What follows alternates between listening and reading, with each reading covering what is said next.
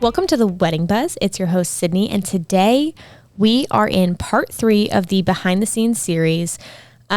Today we have made it to the big day. We're talking about the actual wedding day, which is, of course, the most important part. But I will say, if you don't have part 1 and 2, if you don't have the design and you don't have the logistics, the wedding day is not going to be smooth. So if you didn't have a chance to go back and listen to part 1 and 2, definitely go do that. We give a little overview of the design process of a wedding and then the logistics process of a wedding.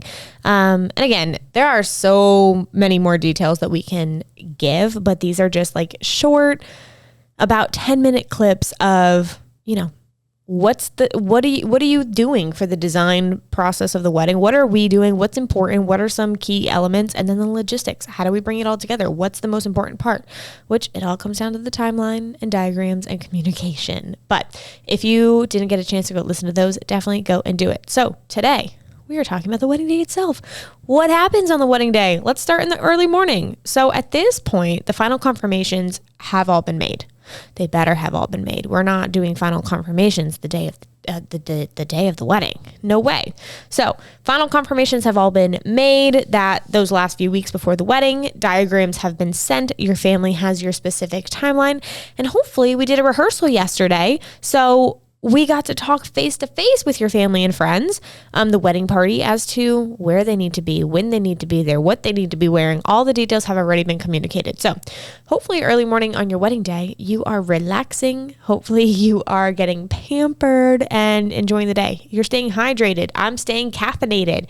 You will see me 99% of the time, every single wedding, walking in with a big old coffee.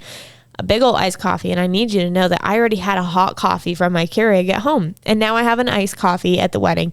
If it's a later wedding, maybe I have a caffeinated soda, or if it's an Alani, it's some type of day. If I need that extra kick of caffeine. But hopefully you're staying hydrated as I'm staying caffeinated. Maybe you have a little caffeine too. But if you're an anxious person, we don't want the caffeine to spike that. I have noticed that with myself, is if I'm feeling too anxious, I try to limit my caffeine, because then I'll just start spiraling. But usually I'm pretty calm on wedding day because everything's planned and everything's communicated in advance. So if you are the bride, you're probably getting your hair and makeup done. If you're the groom, I don't know, you're probably still asleep. I say that in a jealous way, not a bad way. So in the morning, I'm doing vendor check-ins. This is when a lot of the planning, the communication is via email. And so on the wedding day, we're really on a texting and calling basis. I don't have time to be checking my emails on a wedding day. And I know that no other vendors are checking their email on wedding day either. So I'm usually texting everybody, hi, good morning, excited to see you today. Just final confirmation, here's the address. And it makes it a lot easier for the vendors, to have that. They're always like, oh my God, thank you.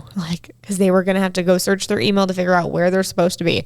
So I'm texting people. Side note, I always have an emergency kit with scissors, tools, any supplies that we may need. And trust me, we use it every single wedding. So if you don't have a planner, well, first of all, if you have a planner, make sure they bring an emergency kit. And second, if you don't have a planner, maybe pack your own emergency kit, because I promise you, we use it every single wedding. So once we have arrived, we have all the supplies that we need. Now it's time to just execute the plan. Honestly, wedding day is sometimes easier than the planning, because all the hard work is done and we just need to execute the plan. So everyone should know what they're doing and where they need to be. And now it's time to keep the train on the tracks. If you have a planner or a coordinator, you get to sit back and relax and just enjoy the day.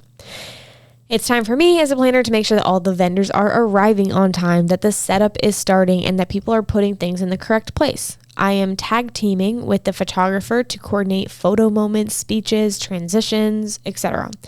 Each specific vendor has their own job, and my job as the planner is to make sure that everyone is executing the plan as it should be.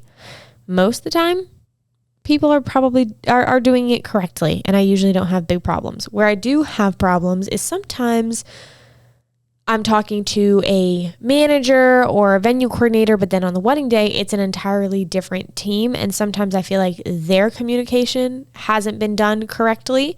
And so sometimes they, the setup team is like, we don't have the diagram. So I always print extra copies of the diagram of how many chairs need to be set up, where the tables need to be, etc. The other thing that I find is that if there are any last minute changes, sometimes it doesn't make it all the way down the chain from the venue coordinator down to the people on the actual wedding day setting up. And so I like to communicate with those people and make sure that they have the most updated version of the diagram, the timeline, all of that stuff.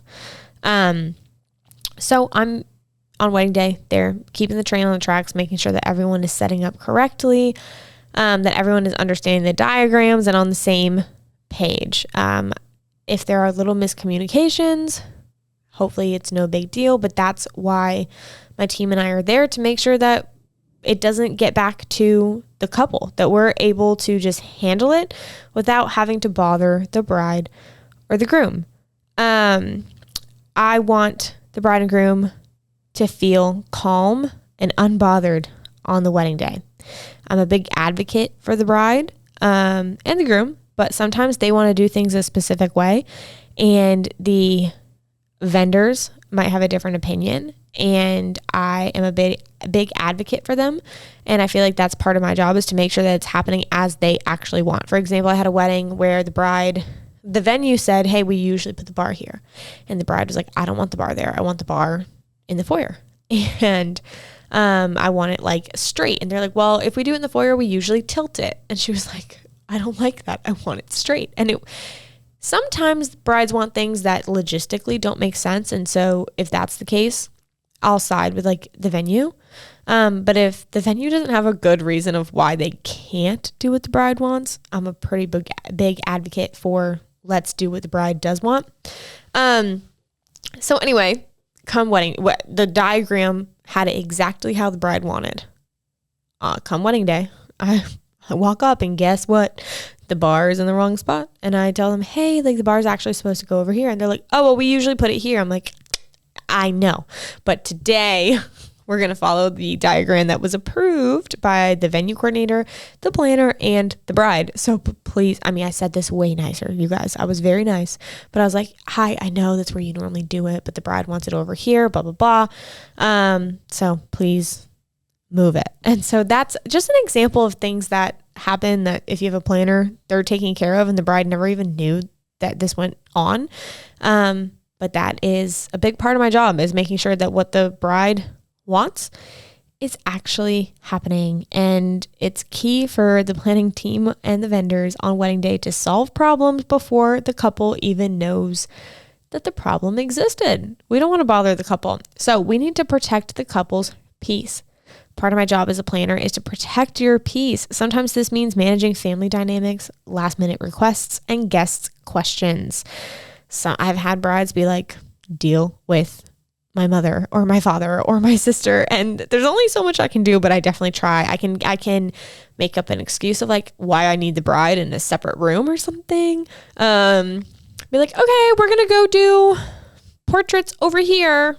Mom and dad, you go over there. So part of my job is to protect the peace of the couple.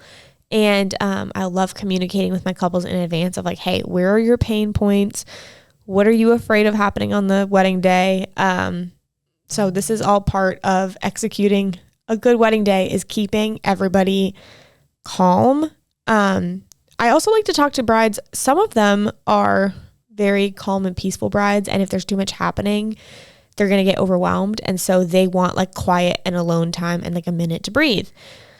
For my party girls, they don't want to be bothered. They don't really care if the table is there or there. Just don't bother them. They just want to have fun and not think about anything that day other than having fun.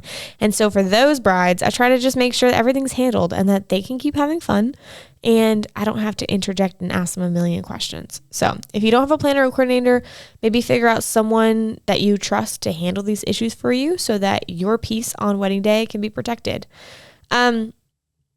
Other than that, it sounds really simple. I promise you that there's a million things that are happening on wedding day, but it's executing the plan. It's making sure that the diagrams are being laid out exactly as they say, that the timeline is happening. So if it's time for the first look, 10, 15 minutes before, I am with the bride, with the groom. Hey, are you dressed? Are you ready? This is where we're going to meet.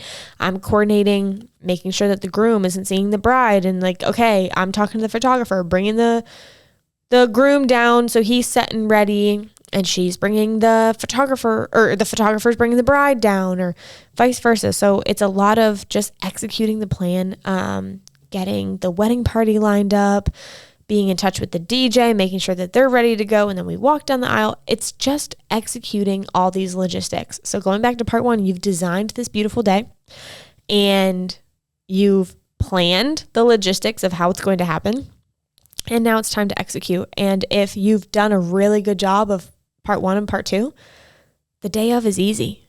The day of is so easy. The best compliment I can receive is when a couple says this was effortless. I had so much fun. That's when I know that we nailed it. I've had a couple of brides who really did the big wedding more for their family, and it was not really their thing. And one of them in particular, a couple months ago during the reception, she looked at me and was like, I'm having so much more fun than I ever thought I could have. And I swear to you, I almost cried. The whole time we were planning this wedding, the bride was really sweet and her and I got along really well. But poor thing was she hated the planning process. Everything was so expensive. And she just was like, this is so stupid. Why am I doing this big wedding? My parents want me to have this big wedding. I could be spending this money on other things. It was just a lot of headache and chaos for her, I feel like, rather than fun. She just wasn't the girly that dreamed of her wedding day. And so her and I got along really well, but she was the one that at the wedding was like, I'm having so much more fun than I thought. And I was like, oh, thank God. All I wanted was for her to have a good wedding day, and she did. And that was, I swear to you, I almost cried when she said that. I was like, oh, she's so happy. Good. So the wedding day is really a huge day. It's something that you will remember for the rest of your life. Don't undervalue actually having fun on your wedding day. As a professional, I promise you that your experience on your wedding day will greatly be altered by the way your wedding is designed, not just for the looks of it, but the way that the experience on the day is designed, how the actual experience, the logistics are planned out, the flow. All of that will determine how much fun you have on your wedding day. Because if it's not done well, it'll be chaotic and stressful. If it is done well, it'll be easy, breezy, beautiful, cover girl. There we go. Smooth wedding days are not magic. A good planning team will make it feel like magic, but I promise you, it's not magic. We are doing a whole lot behind the scenes to make sure that wedding day feels like magic. So that concludes our behind the scenes series. If you missed part 1 and part 2, go back and listen to the design and the logistics episodes. But if you are starting to plan, I would, listen to those episodes and really think about how you want to design your wedding, the look of it, the feel of it, what your guest experience, what you want that to be like. Think about the logistics of making that design come to life, of how is everything going to work the right way? And then what is the execution plan? How are you bringing this design and all these logistics? How are you making it happen? How many staff members need to be there? Again, if you have professionals, you don't have to worry about this. I'm worrying about this, but how many team members do I have? Sometimes I have one team member in charge of setting up, any of the bride and groom's personal items, the guest book, the welcome sign.